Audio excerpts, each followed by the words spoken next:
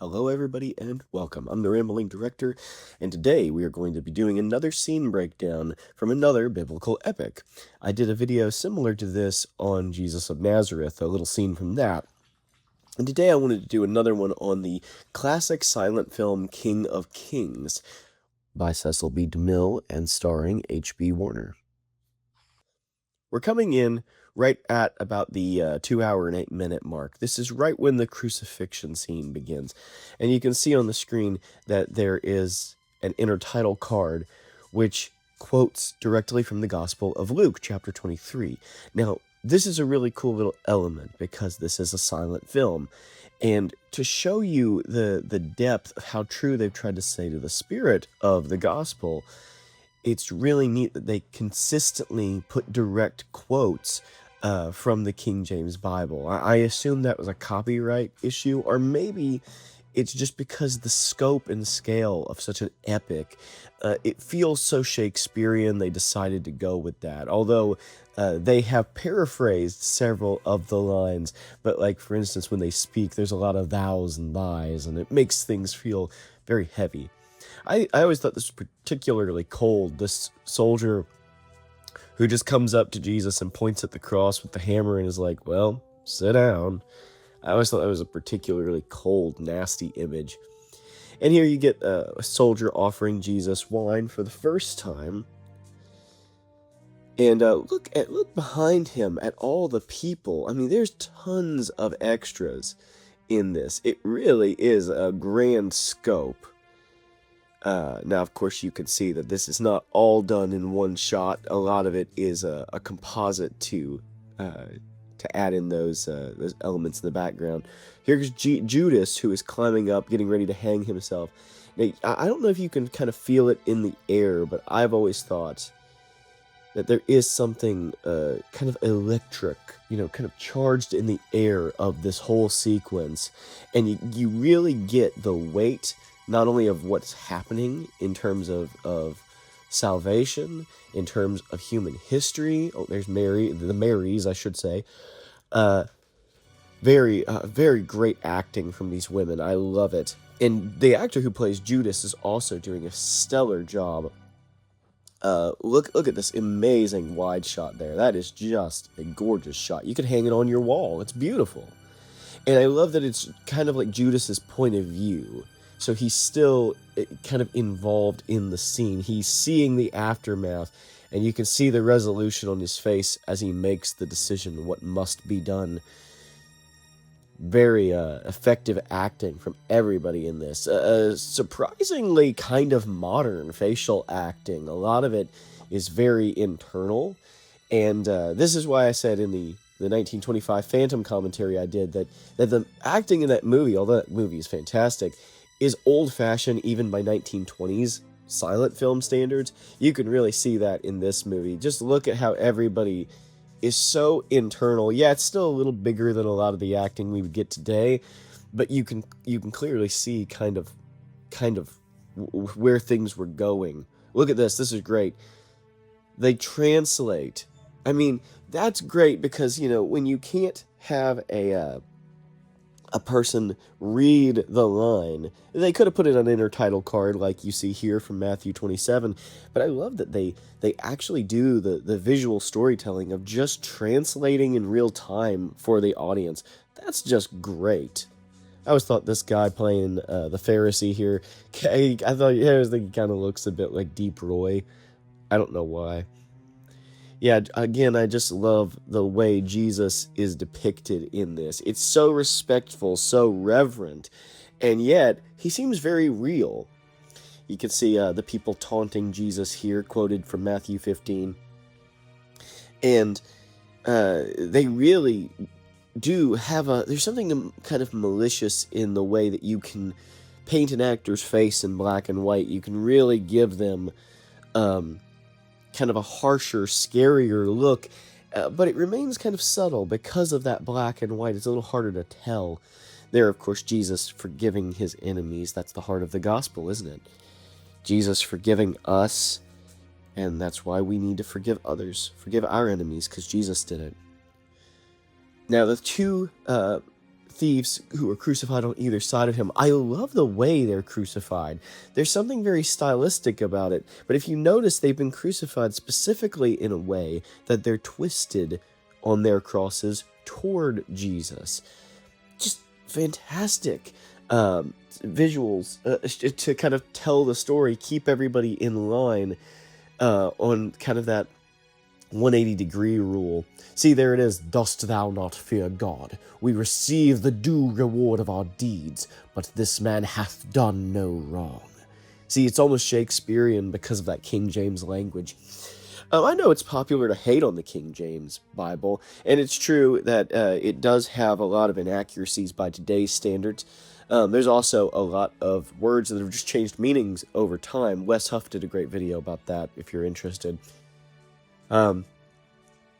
But I also like the variance here. Jesus is nailed to his cross, and the Gospels are very clear about that. And in fact, the only crucifixion victims I think that we have historically, like archaeologically speaking, the bones of crucifixion victims were nailed in. But there's good reason to believe that some people were just tied onto their crosses, and that's kind of cool that the thief on the cross is just tied on there. It gives more of a rough, haphazard look, almost like Jesus's was more intentional, more hateful, meant to be more cruel than the usual. Oh, look, what a stellar image of Jesus looking down at Mary down there. By the way, I had somebody comment in my Jesus of Nazareth video, who I think they removed their comment because it's not there anymore, but they got very upset by the fact that I called her Mother Mary. It's easier to differentiate between Mother Mary and Mary Magdalene than it is to just say Mary and Mary and Mary and Mary. There's a lot of Marys in the Bible, okay? Cut me some slack. There's nothing theologically about it. It's just easier to say Mother Mary than it is to say the Blessed Virgin Mary on every sentence, okay? Yeah, I just love this low-angle shot looking up at Jesus. It's just...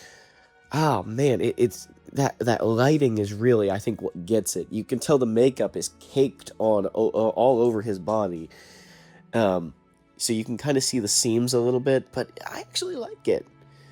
Oh, see, here's one of the lines that isn't a quote from the Bible. That is my boy. She's looking up at the thief, and that's the thief who was renouncing Jesus or making fun of Jesus.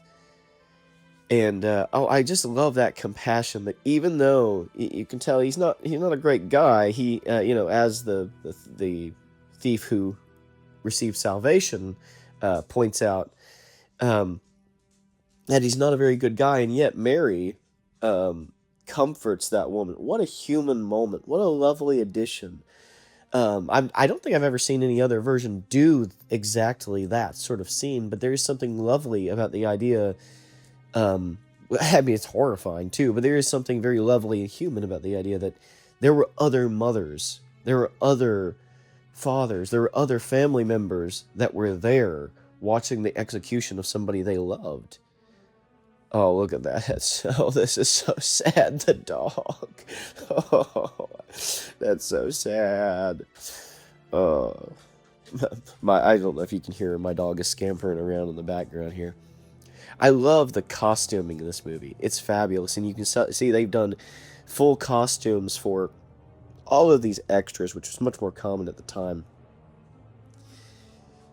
Watch the wind picking up. Again, there's just a static electricity in the air of this whole sequence, and the editing is phenomenal. And I don't mean for silent movie standards. I mean the editing in this whole sequence is phenomenal by today's standard. In fact, it's better edited than the majority of modern movies. See, the lightning crashes and the wind's picking up. Oh my gosh, this is such a good sequence. And if you notice the way they've the lighting effect for the lightning on Jesus here is flashing directly like a spotlight. So it almost feels more like a direct communication between the Father and the Son in this moment. Gosh, it's so cool. And there again, Mother Mary with her tears in her eyes, a very subtle performance, very beautiful. It reminds me a lot, actually, of the dynamic in The Passion of the Christ. I'd be surprised if Mel Gibson didn't watch this movie at least once in preparation, because some of these shots are very similar.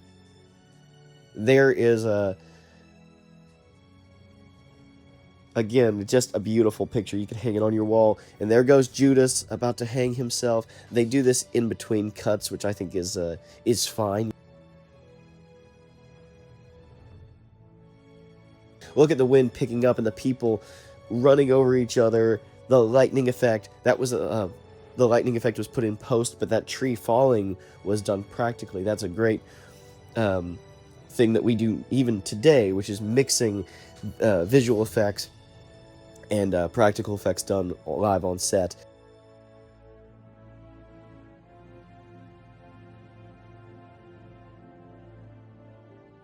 I love the lightning in this movie. It looks real, doesn't it? Again, it's just you can tell first off that this was a noisy set. There's Judas, he's going, and you can start seeing the rocks of the mountains kind of splitting up, and the wrath of God hitting the people in the land in the form of this lightning storms. It reminds me a lot of the earthquake sequence again in the Passion, but it's much bigger. And see the raven landing there as a omen of death that he's about to pass on to. And the women, again, I just love how they keep their eyes on Jesus through all of this. And there from Matthew 27, it mentions the earthquake. I love how they keep their eyes on Jesus as everybody else is panicking. Look at that great miniature. Oh my gosh. And look at the flames at the bottom, almost like the earthquake is opening to the pits of hell. Of course, the traditioning of the harrowing of hell. He descended to free the spirits that were trapped in hell, or Sheol. Peter, I think, says Christ went to preach to the spirits in prison. That's where that tradition comes from.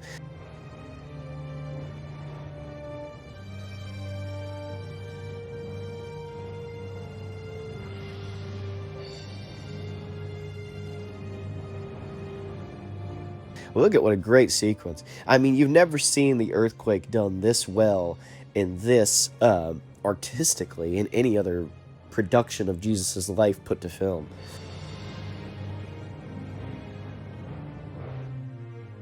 And there goes Judas. Now, I love that, because that's a great little theological element there, because the book of Acts records that Judas fell into a field headlong, and his innards burst out. Now, some people try to say that's a contradiction in the Bible between Judas hanging himself and Judas dying in that way, but there's nothing contradictory about the idea that if he was hanging, eventually his body would have fallen and he could have hit the ground. Especially if his corpse was rotting, it actually would make perfect sense that that would happen. There it is, John Wayne's cameo. Truly, this man was the Son of God. Of course, that's from a different movie, but I always think of John Wayne when I see that line in the Gospel. Behold, the veil of the temple was rent from top to bottom. Now, really watch this scene, because if you notice, the lightning strikes, hits the veil, bursts, and look at this cross. Look at this lighting effect. Did you see that cross almost in slow motion ascending out of the temple? Oh my goodness. That is fantastic. I mean, that was a great little effect. And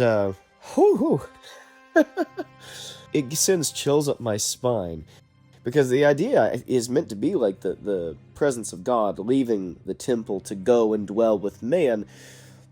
I mean, the fact that they put it in there in the shape of that cross, they may not have even thought through the full theological elements of it, but an idea that God's love is cruciform. And so the idea that God's presence itself is represented by a cross is a very interesting notion.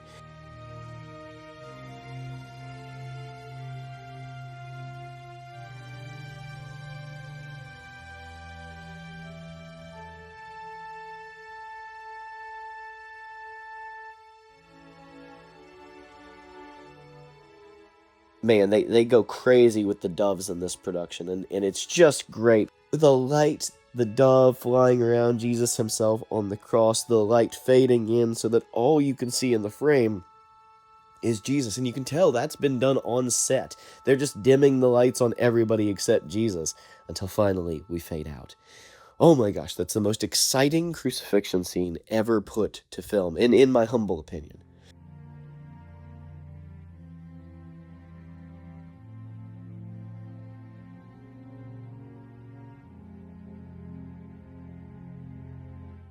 I mean, it captures the full weight and scale of the idea of Jesus dying for us. Um, and what it would mean for this earthquake to come in, and a lot of stuff happens in the gospels when Jesus is crucified, and it makes you feel like this was not a quiet event. And this movie, I think, depicts that raw panic and emotion much better than any other film I've ever seen.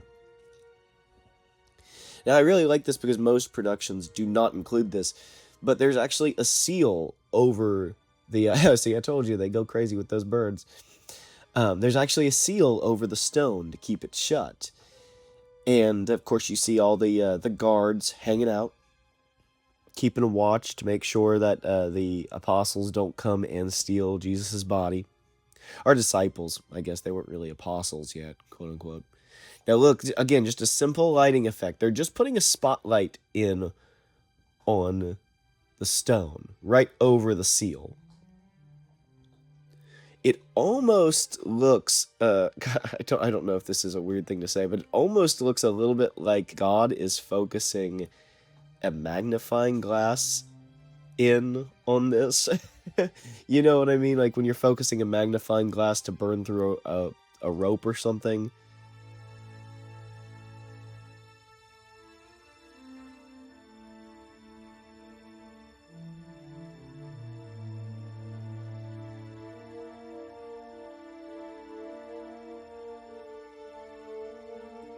The again, like the acting in this is phenomenal. Like they're just really amazing actors all around.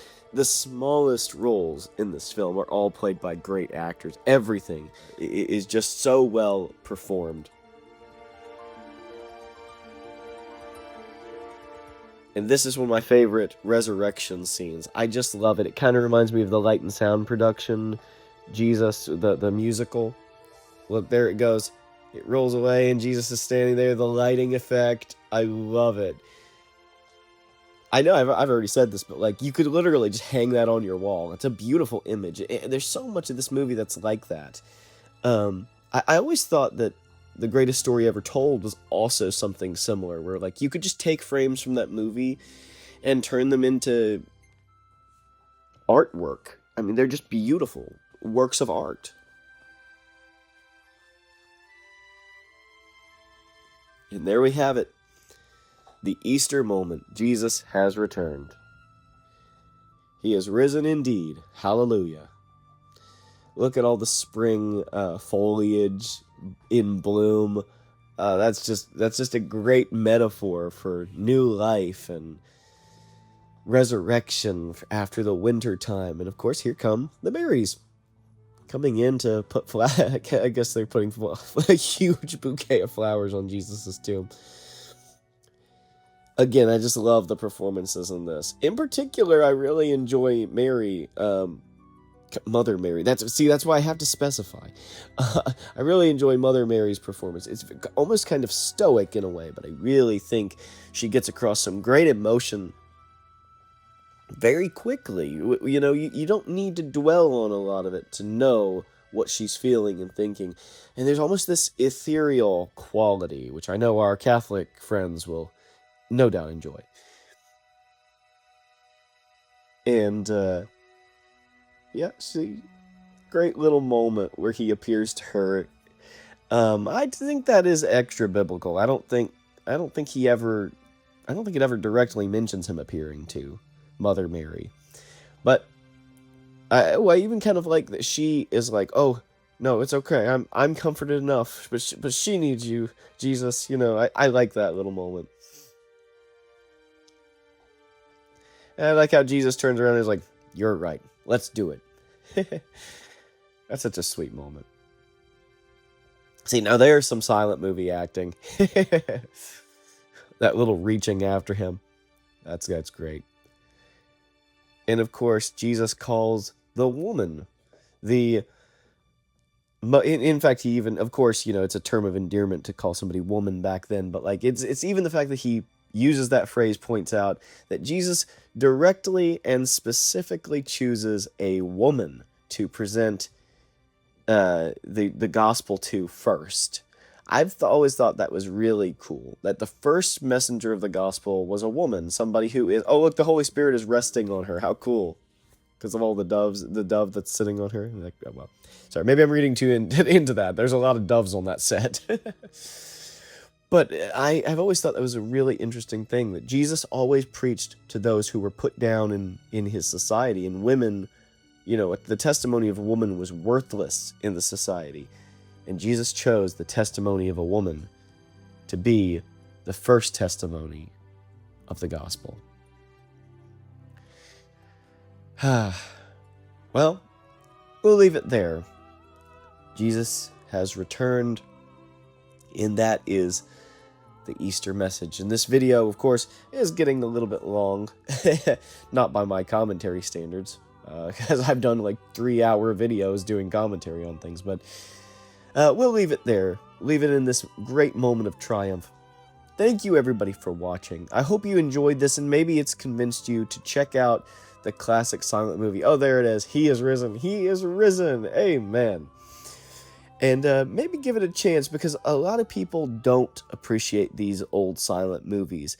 But in my opinion, again, my humble opinion, I think silent movies are kind of what cinema was born to be. Not that they were born silent films because there was no technology to make them sound films, but I think there's something beautiful in the fact that you have to visually ingest a story, and yeah, hopefully with good music to go along with it, but even on mute, you still get a sense of the energy, kind of emotional vibe that is just, again, just in the air of these movies. And it doesn't even compare to a lot of the films that get made now, where things are just so boring and slow, and I don't like it. But anyway, thank you, everybody, for watching. God bless you, and happy Easter.